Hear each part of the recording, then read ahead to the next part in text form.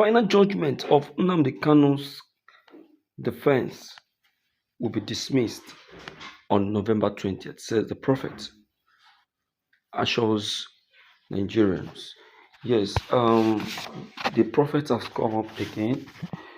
This time, he tried as much as possible to be specific. He said, yes, I have decoded the November 20th hearing, which has been tagged to be Nnamdi Kanu's that's Nnamdi Kanu's final hearing. That's the Judgment Day. I am bringing this to you to let you know that the case, the defense will be dismissed in favor of Nnamdi Kanu, as the court will see no reason to get him sentenced. The prophet has gone as far as sensitizing Nigerians, most especially the Igbos, to be calm and making them to believe that yes, truly, the freedom of Nnamdi Kanu is already close, as he said. Nnamdi Kanu escaped in victory. Now, I'm taking you into the video for you to hear it from him, because he really spoke a lot. He spoke a lot. Let's watch this. It is actually a persecution with tribal coloration, religious coloration. This is simply because of the fact that he is Igbo.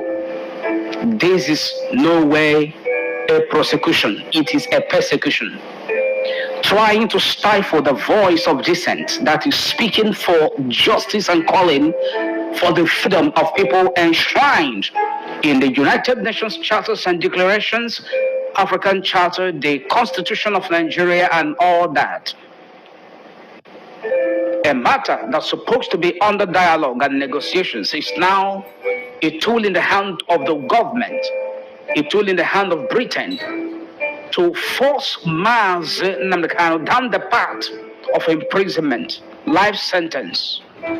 Having failed to kill him on several occasions and attempts, now their final resolve is his jail sentence.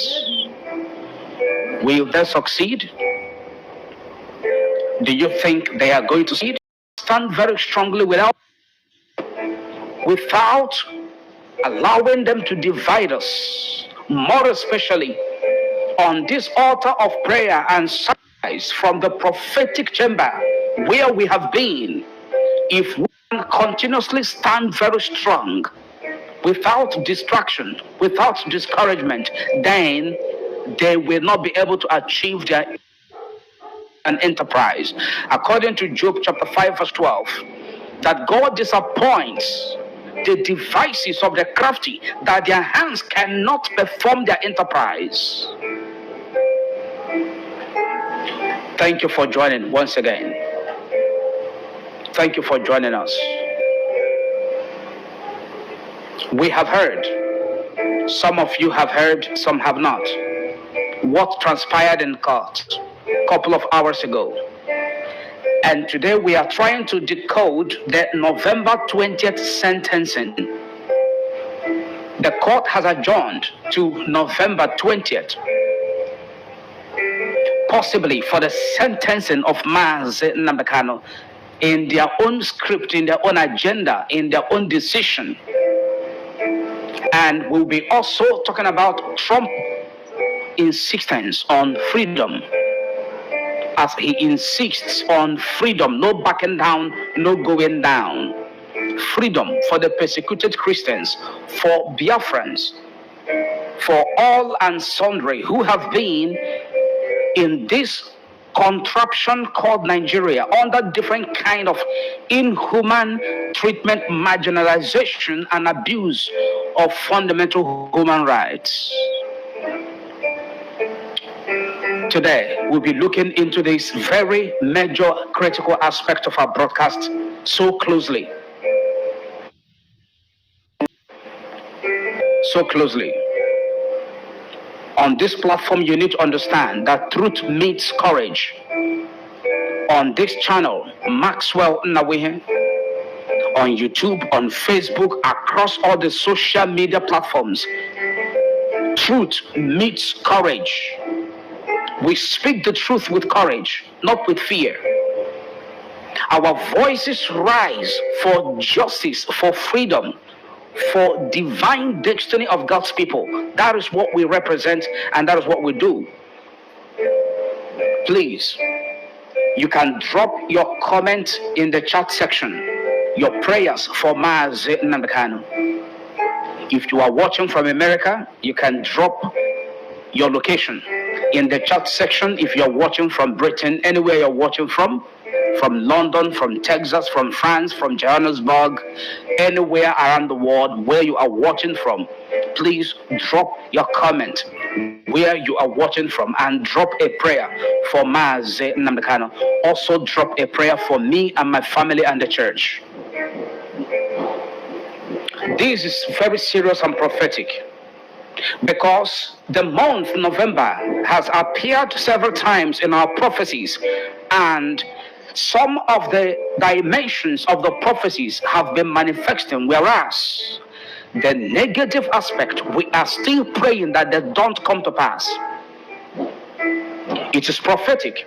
Remember, on the 11th of November 1995, the military tribunal sentenced Ken Sarowiwa of Ogoni in River State, who was asking for the resource control or for the fair sharing of the resource or resources from their own part of the country, from their own land.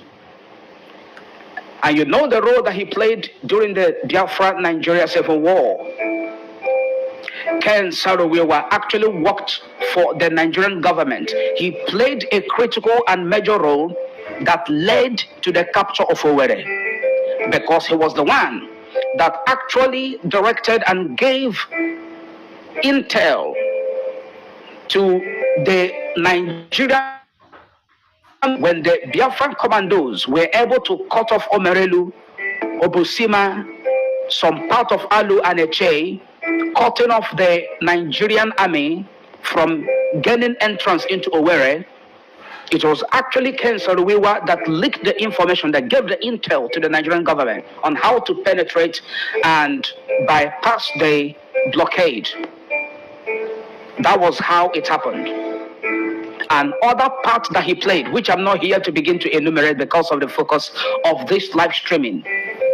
At the end of the day, he was promised a political position in River State, which he enjoyed, but not for a. After some decades, he now discovered that there is something far more better than political appointment or position. That is the freedom of the people. He stood up to begin to fight for the freedom of his people, Ogoni people, for their right to have a good share of the natural resources coming from Ogoni land, and also the cleaning up of Ogoni polluted by oil explorations. And the government of General Sani Abacha asked him, how dare you question the federal, to death by hanging. All of you know the story. The same month of November 1995, November, God came ahead of time before there was ever court adjournment to the 4th of November 2025. God spoke on the 4th of October and on the 18th of October, mentioning the 4th of November in prophecy. And with prayers, we were able to avert the jail sentence of Nnamdi on the 4th of November. We were able to avert the death sentence because that was the date that they unanimously chose in order to jail Nnamdi. They were able to avert it through the prophetic intervention. Many of you watching now, you joined us in the prayer as the prayers were going on. And together, we were able to make sure that that 4th of November was not the date to sentence Nnamdi. The case was adjourned to the 4th, to the 5th, to the 6th of November. And now, after the court sitting on the 4th of November, it was adjourned to the 5th of November. From the 5th of November to the 7th of November. Now, from the 7th of November, it has been adjourned to the 20th of November, the same November. You need to understand that I am bringing to you and we are explaining to you, giving you prophetic perspective and insight that is so deep, that is uncommon to human knowledge and understanding. This is not political analysis. This is not legal analysis. This is not explaining the Constitution. This is explaining divine assignment, divine mandate, and prophetic insight. November. They want to achieve their intention in the month of November, but they have failed. They have failed. Something deeper is happening around this case. They have selected the 20th of November as the upcoming judgment date, and we are breaking it down from political, spiritual, and global freedom dimensions. So before we go deeper, I want you to like this broadcast and share it right now. Please subscribe if you are new to this channel, because we need more voices. We need more voices. We need more subscribers. We need more followers in order to push the truth, in order to stand in the gap, to cause a spiritual volcanic eruption, to ensure that this travesty of justice that is about to happen before our eyes is toppled, is crushed, never ever comes to pass. What is happening on November 20th? They have fixed it as an adjourned date for the judgment of Justice Omotosho in the illegal trial of Nnamdi. You need to understand that the world is watching, and President Donald John Trump is watching with his cabinet. The US Parliament, more especially the Republican Party, they are watching with keen interest, and not only watching and folding their hands, they are actually taking action, because the Spirit of God has stirred them up to stand and speak at this point in time. It is not a mere coincidence. This is prophecy playing out and manifesting. It has not happened in a very long recent time. It has not happened during the time of Jordan. It didn't happen during the time of Yaradua. Yes, my dear listeners, it is a good thing that at least once in a while we listen to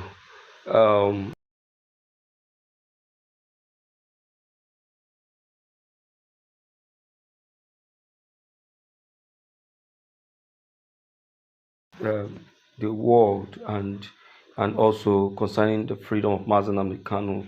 Yes, a lot of prophets has been given very positive prophecy, most especially this very one. And believe me, they said on that very 20th, it's going to be um, a judgment for the favor of Nnamdi. Yes, so there is going to be a change of hand and a change of power. Yes, power will change hands. That very power the federal government think they have will change itself. The hand of God will manifest, and all of those evil people will be exposed. Please share this video, because the man of God really need the world to be aware of this very message. Okay, thank you.